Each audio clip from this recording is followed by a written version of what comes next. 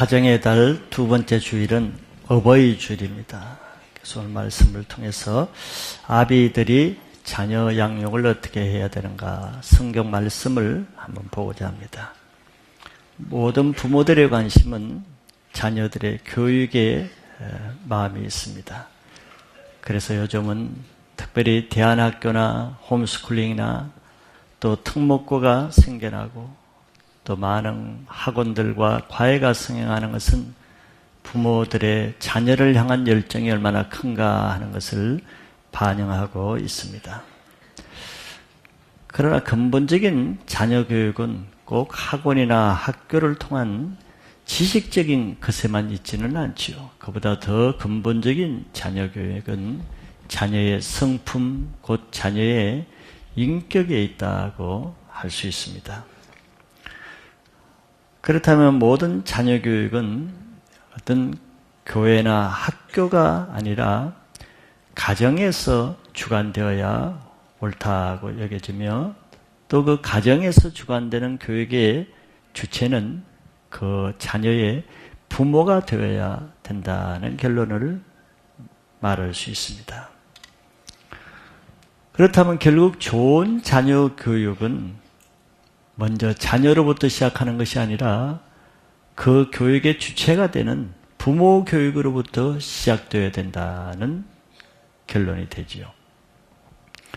자녀의 인격은 스스로 되는 것보다도 많은 자녀들의 인격은 성장 과정에서 부모와 함께 살아가는 가정 공동체라는 삶을 통해서 형성되기 때문에 부모가 중요한 역할을 하게 됩니다.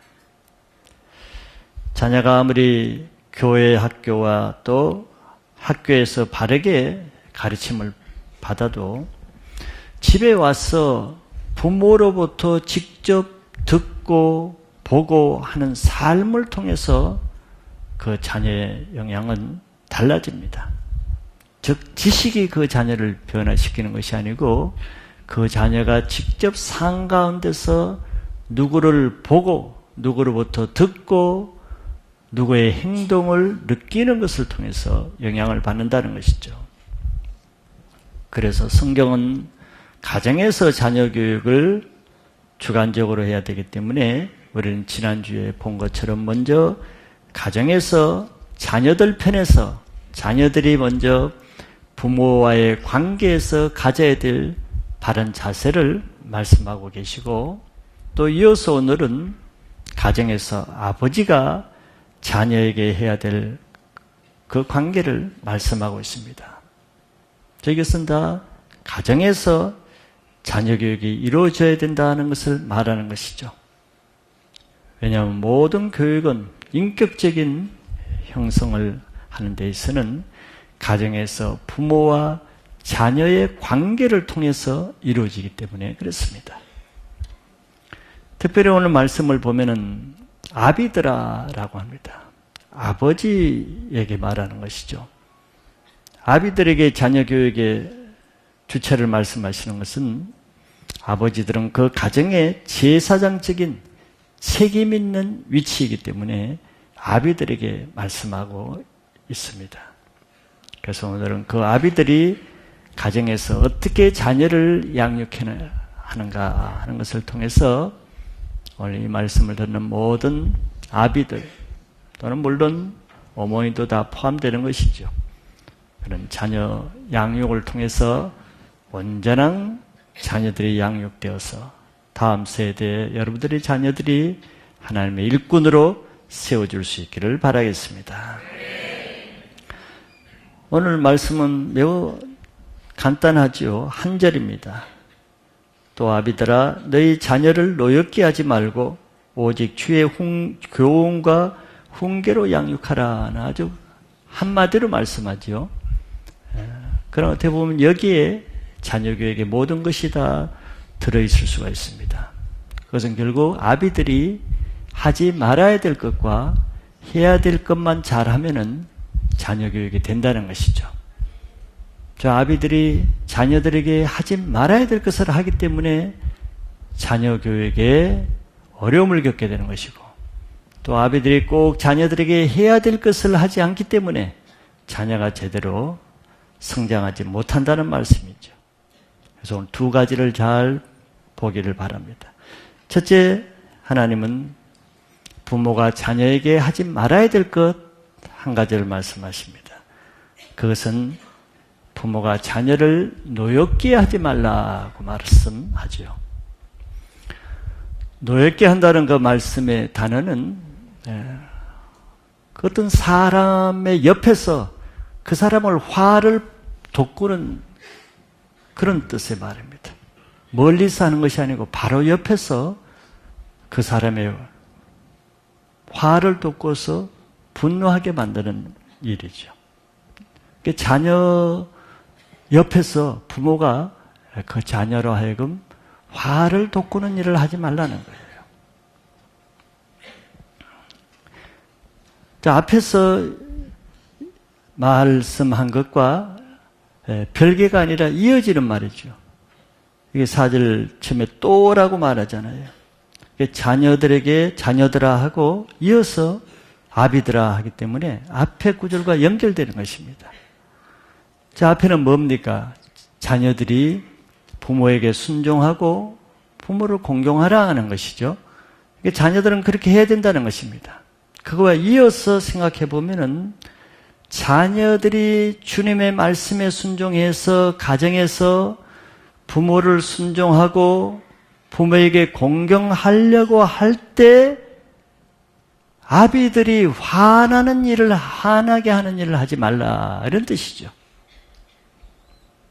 즉 자녀들이 하나님의 말씀에 순종하고자 할 때 순종하는데 방해하는 일을 하지 말라는 것입니다. 순종을 잘 할 수 있도록 아비들이 해야 될 책임이 있다는 것이죠. 그래서 우리는 자녀들이 주 안에서 아비들에게 순종하고 또 부모를 공경하려고 할 때 자녀들이 어떤 경우에 화가 나게 되는가 하는 것을 한번 생각해 보면은 이 말씀의 뜻을 쉽게 이해할 수 있습니다. 자녀가 부모를 순종하라고 하는 이 말씀을 하나님 말씀이기 때문에 지키려고 할 때 부모에게 순종하기 힘든 모습을 볼 때 자녀가 화가 나겠죠. 그렇게 하지 말라는 것이죠.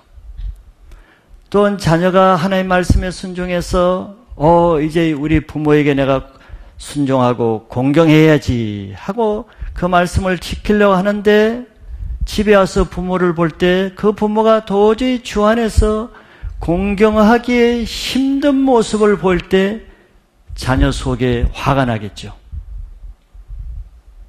이런 뜻이죠. 그렇기 때문에 하나 앞에 온전한 가정을 이루기 위해서는 1절부터 3절까지 자녀는 자녀 편에서 해야 될 책임을 감당해야 되고 4절에서 아비는 아비 편에서 상호적인 책임과 의무를 감당할 때 이 말씀이 이루어질 수 있다는 것입니다. 어느 한편만 해서는 온전히 이루어지기가 어렵다는 것이죠. 자녀가 아무리 하나님의 말씀에 순종해서 살려고 해도 집에 들어와서 어차피 공동체 생활인데 부모를 떠나서 살 수 없는 자녀인데 가정에 들어와서 그 부모가 하나님의 말씀대로 살지 않으려는 모습을 볼 때 자녀의 마음에는 분노가 생기는 거죠. 지금 아비들에게 그렇게 하지 말라는 거예요. 자녀들을 노엽게 하지 말라는 것입니다. 그는 자녀들을 망치는 일이고 자녀를 하나님 앞에 살지 못하게 막는 일을 한다는 것이죠. 교회에서는 자기 부모가 거룩한 말과 행동을 하면서 사람들에게 존경을 받는 모습으로 해서 모든 사람이 그런 줄 생각하는 그런 부모가 집에 와서는 그 말씀과 전혀 다른 모습으로 살 때 그 자녀는 그 부모를 볼 때 실망을 넘어서는 분노가 생기겠죠. 교회에서 그렇게 말씀을 듣고도 아직도 하나님이 하지 말라는 것을 하면서 술이나 담배 하나 끊지 못하고 게임 하나 끊지 못하는 부모를 볼 때 자녀는 혼자서 말 못하는 고민을 할 수밖에 없습니다. 자녀들은 나름대로 교회에서 하시는 하나님의 말씀을 듣고 주일학교에서 JTS에서 대학부에서 교회에서 하는 그 말씀대로 살려고 세상을 끊고 핸드폰을 쓰지 않고 인터넷을 끊고 게임하는 것을 끊어가면서 순종하려고 하는데 집에 와서 자기 부모를 볼 때 부모는 똑같은 교회에서 똑같은 말씀을 듣고도 집에 오면 늘 TV를 틀어놓고 인터넷을 하고 게임을 하는 것을 볼 때 그 자녀가 부모를 공경하라는 말씀에 순종하려고 하면 할수록 속에서 괴로운 분노가 생기겠죠.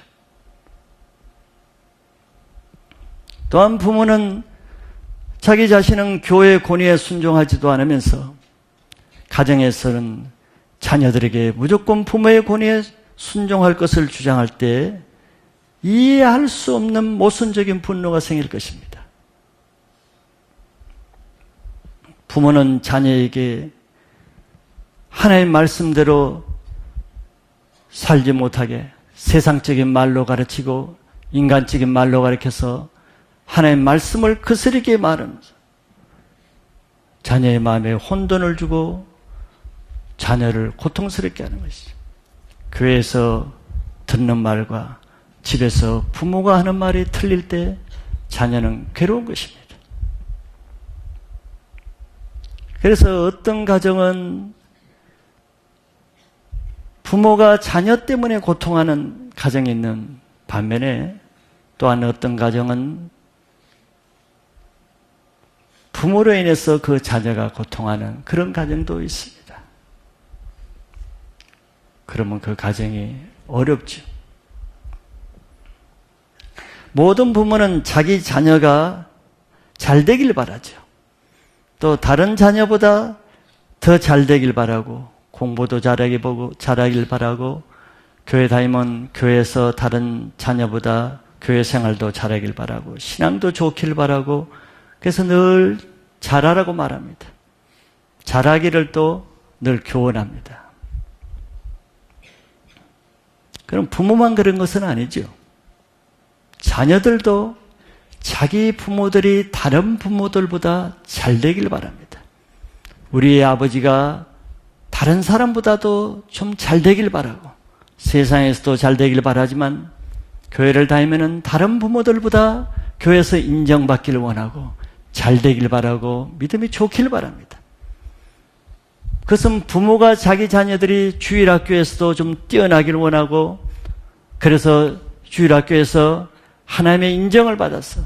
무슨 직분도 맡고 찬양대에 서고 하면은 자기 자녀가 자랑스럽죠. 자녀들도 마찬가지입니다. 자녀들도 자기 부모들이 좀 인정받는 하나 앞에 인정받는 부모가 되기를 원하죠. 여러분들 교회에서 팀셀 편성표가 발표되면은 관심이 많죠. 여러분들만 관심이 많은 것이 아니라 여러분들 자녀들도 굉장히 관심이 많습니다. 우리 엄마 아빠 이름이 어디 있는가 굉장히 관심이 많습니다. 그래서 어떤 자녀는 자기 엄마 셀장에 찾아와서 우리 엄마 좀 잘 부탁한다. 그 엄마를 너무 사랑하는 자녀지. 자기 엄마가 잘 되길 바라는 거예요.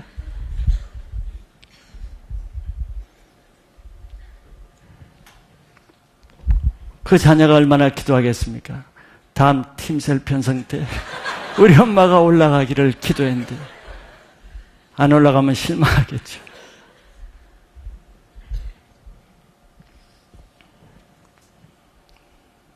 그런 부모가 자기 자녀에게 잘하라고 말하면은 아빠는 잘해서요 하겠죠.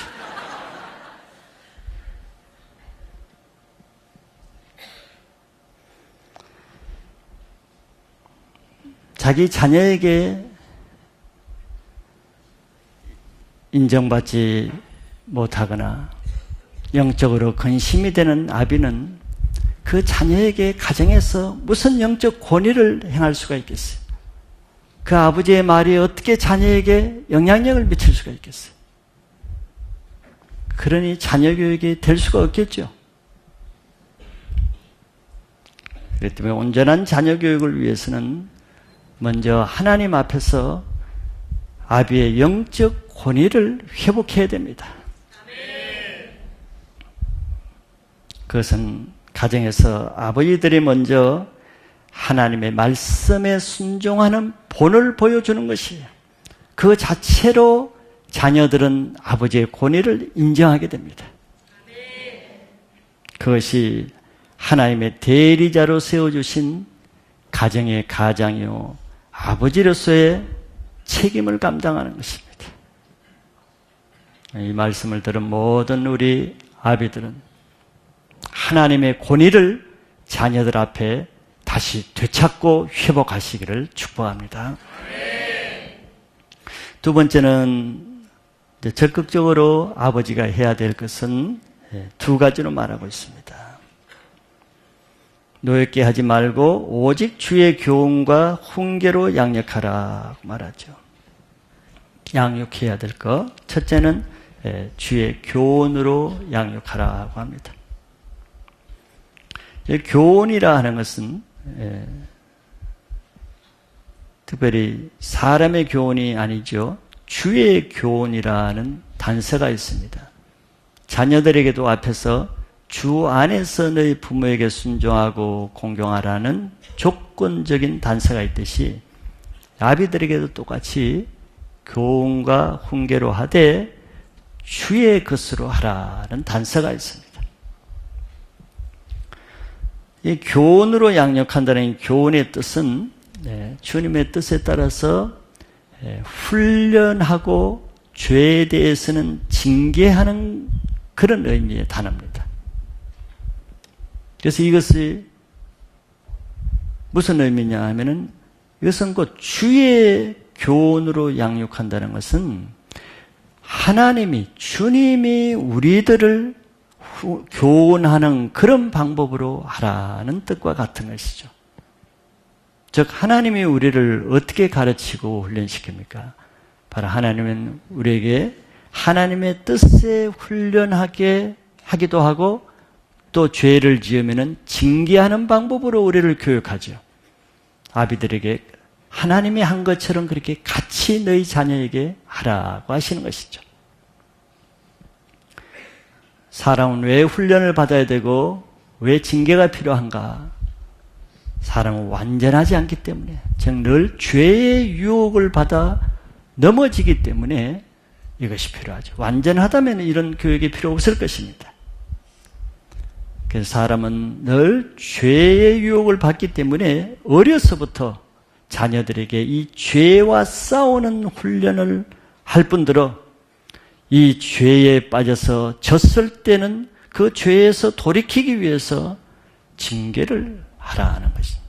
그것을 통해서 하나님이 우리를 향해서 죄에 대해서 어떤 태도로 어떻게 맞서야 되는가를 하나님의 뜻을 알려주게 되는 것입니다.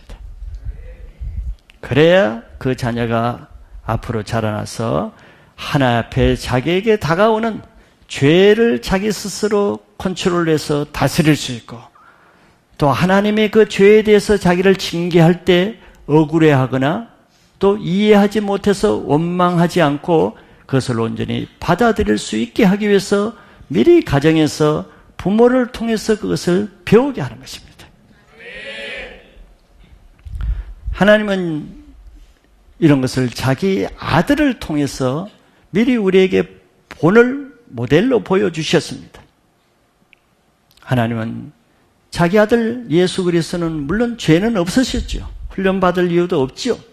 그러나 우리를 대신해서 우리의 연약함을 대신 짊어지고 우리의 죄를 대신 짊어지고 그 죄 때문에 하나님의 아들을 어떻게 하는가를 보이시기 위해서 그 아들을 채찍질 당하게 하고 나중에는 못에 박혀 십자가에 죽게 하는 징계의 본을 자기 아들을 통해서 보여주신 것입니다. 하나님이 죄에 대한 마음이 어떤 것인가를 보게 하시는 거죠. 그리고 죄에 대해서는 어떻게 죄를 다뤄야 되는가를 보게 하신 것입니다. 아비들이 바로 하나님이 하시는 것처럼 이렇게 자녀들을 가르치라는 거예요. 베드로전서 4장 1절에 보면은 1절, 2절에 이런 말씀이 있습니다. 예수 그리스도께서 이미 육체의 고난을 받으셨으니 너희도 같은 마음으로 갑옷을 삼으라. 이는 육체의 고난을 받은 자는 죄를 거쳤음이니 그 후로는 다시 사람의 정욕을 따르지 않고 하나님의 뜻을 따라 육체의 남은 때를 살게 하려 함이라고 했습니다. 예수님이 육체의 고난을 왜 받았습니까? 우리 죄 때문에 받으신 것이거든요. 그래서 우리도 너희도 같은 마음으로 갑옷을 삼아라. 갑옷이 뭡니까? 육체의 고난입니다. 훈련입니다. 징계입니다. 이것이. 왜 그렇게 하라고 했습니까? 이는 1절에 육체의 고난을 받은 자는 죄를 거쳤음이니. 목적이 어디 있습니까? 죄를 거치게 하는데 목적이 있는 거예요. 훈련과 징계를 통해서 다시는 그 죄에 빠지지 않게 죄를 거치기 위해서 하나님이 예수님을 통해서 그 본을 보여주시듯이 아비들도 자녀들에게 그렇게 해서 자녀들의 죄를 거치게 하라는 거죠. 그럼 그 목적이 뭡니까? 2절에 설명하고 있습니다. 그 후로는 다시 사람의 정욕을 따르지 않고 하나님의 뜻을 따라 육체의 남은 때를 살게 하려 함이라. 여러분들이 다 자기 자녀들이 죄를 따라 살지 않고 정욕을 따라 살지 않고 육체의 남은 때를 하나님의 뜻을 따라 살기를 원하시죠. 그것이 아비들의 마음입니다. 그래서 징계와 훈련의 목적은 그것을 통해서 그 자녀들에게 있는 죄를 거쳐서 하나님께 순종하면서 살게 하는데 목적이 있는 것이죠. 그래서 아비들은 자녀를 어려서부터 죄에 대한 개념을 분명히 심어줄 때 그가 나중에 죄를 다스릴 힘을 가질 수가 있죠. 또 징계에 대해서는 히브리서 12장 5절로 6절 또 11절에 이렇게 말씀하고 있습니다. 또 아들들에게 권하는 것 같이 너희에게 권면하신 말씀도 이제또다 일렀으되 내 아들아 주의 징계하심을 경히 여기지 말며 그에게 꾸지람을 받을 때 낙심하지 말라. 주께서 그 사랑하시는 자를 징계하시고 그가 받아들이시는 아들마다 채찍질하심이라 하였으니 11절에 무릇 징계가 당시에는 즐거워 보이지 않고 슬퍼 보이나 후에 그로 말미암아 연단받은 자들은 의와 평강의 열매를 맺느니라. 이게 징계의 아름다운 모습이고 징계받는 자의 태도와 그 결과를 아주 잘 말씀해 줬어요. 내 아들아 징계받을 때 징계를 경히 여기지 말고 그에게 꾸지람을 받을 때 낙심하지 말라 그랬어요. 이런 훈련이 안 되는 자녀들은 아버지의 징계나 하나님의 징계가 올 때 낙심하죠. 하나님이 나를 미워하시는가 보다. 하나님 나를 버리셨나 보다. 나를 왜 이렇게 어렵게 하는가? 낙심하고 원망하고 불평해서 하나님을 떠나게 된다. 그것을 어려서부터 부모로부터 먼저 훈련받은 자녀는 징계의 의미를 알기 때문에 그렇지 않을 수가 있죠. 6절에 말한 대로 징계를 어떻게 받아들이겠습니까? 하나님 말씀하신 것처럼 주께서 그 사랑하시는 자를 징계하시고 그가 받아들이시는 아들마다 채찍질하심이라 했으니 그 아들은 이렇게 받아들일 것입니다.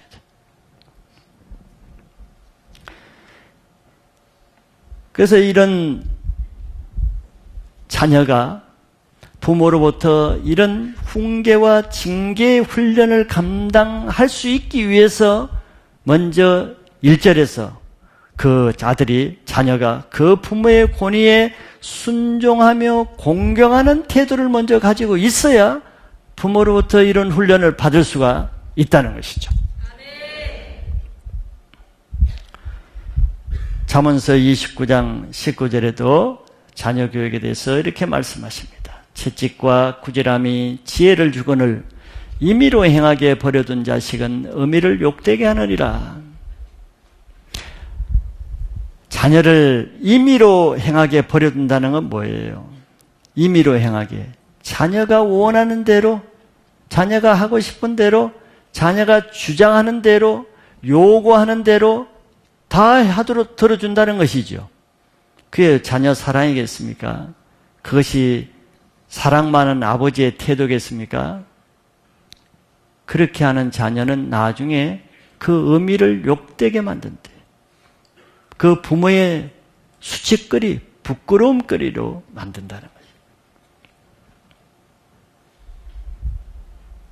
자녀를 자기 사욕에 따라, 욕심에 따라 살도록 해주고 그 자녀의 그 죄의 소욕을 훈련하고 징계하지 않고 저 채찍과 꾸지람이 지혜를 준다는 거예요. 자녀에게는 채찍과 꾸지람을 주어야 죄에 대해서, 하나님에 대해서, 자기 삶에 대해서, 옳은 것에 대해서 지혜를 가지게 되는 것이죠. 옛말에도 미운 자식에게는 떡을 하나 더 주고 사랑하는 자식에게는 매를 준다 그랬습니다. 자녀의 죄를 다스려야 되는 이유는 자녀의 죄가 그 자녀의 인생을 망치게 하는 것이죠. 왜냐하면 죄는 그 자녀로 하나님과 원수되게 만듭니다. 그 결과는 그 자녀의 마음을 아비에게서 떠나게 만드는 거예요. 하나님께 마음이 떠난 자녀의 마음은 그 아비로부터 떠나게 됩니다. 그런데 채찍과 꾸지람은 그런 자녀의 죄를 끊게 함으로 세상에 빼앗긴 그 자녀의 마음, 아버지에게서 떠난 그 자녀의 마음을 아비에게로 돌이키는 역할을 하게 되는 것이죠. 이것을 위해서는 먼저 아비들이 세상과 돈과 명예와 쾌락에 빠져서 세상에 빼앗긴 그 아비들의 마음이 먼저 자녀에게로 돌이켜져야만 되는 것이죠. 그러면은 자녀들이 세상에 빼앗긴 자기들의 마음을 아비에게로 가지고 돌아오게 될 것입니다. 오늘 간증 발표하신 집사님의 아주 좋은 간증이 그것을 말해주고 있다고 할 수 있습니다. 말라기서 4장 5절 6절에 보라, 여호와의 크고 두려운 날이 이르기 전에 내가 선지자 엘리야를 너에게 보내리니 그가 아버지의 마음을 자녀에게로 돌이키게 하고 자녀들의 마음을 그들의 아버지에게로 돌이키게 하리라. 돌이키지 아니하면 두렵건대 내가 와서 저주로 그 땅을 칠까 하노라 하시니라. 이 마지막 때 엘리야가 와서 하실 사역이죠. 예수님이 다시 오시기 전에도 이런 일을 하신다는 거예요. 마지막 때 가정 회복의 역사를 먼저 이루신다는 것입니다. 여러분들의 가정이 마지막 때 가정의 회복의 역사가 먼저 이루어질 수 있기를 바랍니다. 마지막 두 번째 또 하나는 자녀 교육에서는 주의 훈계로 교육하라고 말씀합니다. 앞에서 말한 교훈과 뒤에 말한 훈계의 차이는 앞에서 말씀하신 교훈은 행동으로 하는 훈련이라고 한다면은 여기에서 말하는 훈계는 말을 통해서 교육하는 것입니다. 훈계의 뜻은 자녀들이 잘못한 것을 충고해주고 권면해서 바로 할 수 있도록 교정하는 그런 교육이 주의 훈계라고 말할 수 있습니다.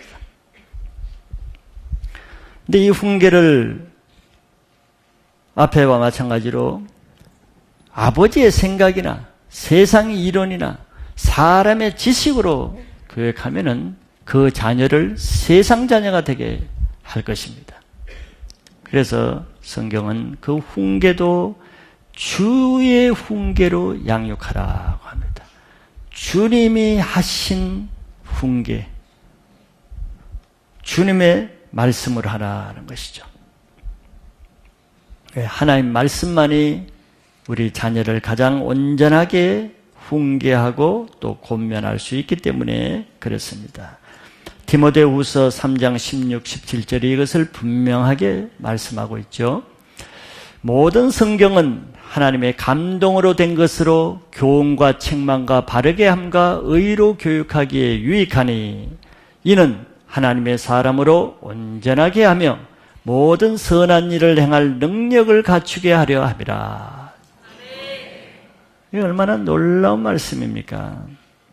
모든 성경이 우리들을 교훈하고 책망하고 바르게 하고 의로 교육하기에 유익하다는 거예요. 그래서 하나님의 사람으로 온전하게 해서 모든 선한 일을 행할 능력을 갖추게 하는 것은 그 자녀로 하여금 하나님의 말씀으로 훈계할 때 그렇게 된다는 거예요. 자녀를 아무리 양육하고 아무리 훈계하고 아무리 가르쳐도 변화되지 않는 것은, 또 바로 되지 않는 것은 아버지의 말로 할 때 그러기가 쉽죠. 사람의 말, 자기 말로 할 때. 그래서 하나님은 아비의 너의 말로 훈계하라고 하지 않고 내 말, 주의 훈계로 양육하라고 하십니다. 자녀에게 최고의 교육이라면은 하나님의 말씀을 가르치는 것을 할 수 있기를 바랍니다. 가정에서 하나님의 말씀으로 예배를 드리는 것은 최선의 자녀 교육이라고 말할 수 있습니다. 그거보다 더 완벽하고 좋은 교육은 아마 없을 겁니다.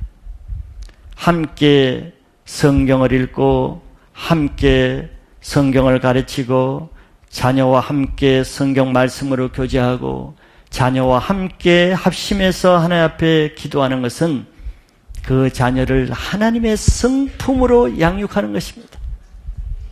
이렇게 할 수 있는 가정은 가장 건강한 가정이라고 말할 수 있습니다. 하나님 앞에 예배를 드리고 싶어도 예배를 드릴 수 없는 가정, 하나님 앞에 말씀으로 교제를 하고 싶어도 교제가 되지 않는 가정, 하나님 앞에 부모가 자녀와 함께 기도하려고 해도 기도할 상황에 안 되는 가정은 그만큼 건강하지 못하고 영적으로 허약하고 병든 가정이라고 할 수 있는 것이죠. 그것을 우리 아비된 자부터 먼저 가정의 영적 분위기를 바꾸면은 자녀들의 마음이 아비에게로 돌아올 것이라는 것을 믿으시길 바랍니다. 그래서 모든 가정이 자녀들과 함께 하나님을 찬송, 경배, 예배드리는 가정으로 변화시키시기를 바라겠습니다.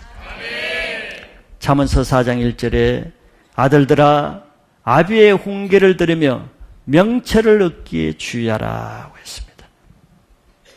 아들들에게 하나님은 아비의 훈계를 들으며 명철을 얻기에 주의하라 했어요. 자녀들은 다른 어떤 사람으로부터 어떤 말을 듣는 것보다도 우선적으로 성경은 가정에서 자기 아버지의 훈계를 들으라 그랬어요. 나쁜 자녀는 밖에서 다른 사람의 말은 다 듣고 존중하고 그대로 하려고 그러면서 가정에서 자기 아비의 훈계를 듣지 않는 자녀입니다. 그러므로 이런 자녀 교육을 위해서는 먼저 가정에서 자녀가 부모의 권위에 들어와야 그 자녀에게 아비의 훈계를 교육할 수가 있죠. 그러기 위해서는 먼저 자녀에게 부모의 권위가 회복되어야 됩니다. 물론 이 권위는 영적인 권위죠.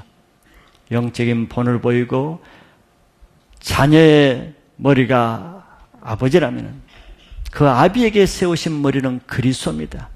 그렇기 때문에 아비가 먼저 그리스도의 권위에 순종하면은 그 자녀가 아비의 권위에 순종하게 되어 있습니다. 가정의 아버지의 권위는 가정에서 하나님의 말씀을 선포하고 가르치는 것을 통해서 가정에서 아버지의 영적 권위가 세워진다는 것을 아시기 바랍니다. 신명기 11장 19절에 하나님이 가정에 또 아비에게 이렇게 말씀해요. 또 그것을 너희 자녀에게 가르치며 집에 앉아 있을 때든지 길을 갈 때든지 누워 있을 때든지 일어날 때든지 이 말씀을 강론하고.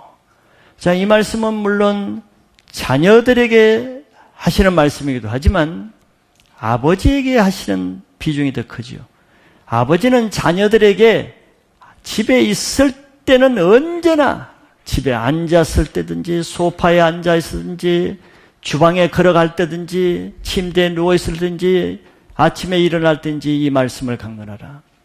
이렇게 할 때 그 가정에 아비가 영적 권세를 가질 수 있게 하기 위해서 하나님은 이렇게 하라는 것이 수가 있습니다.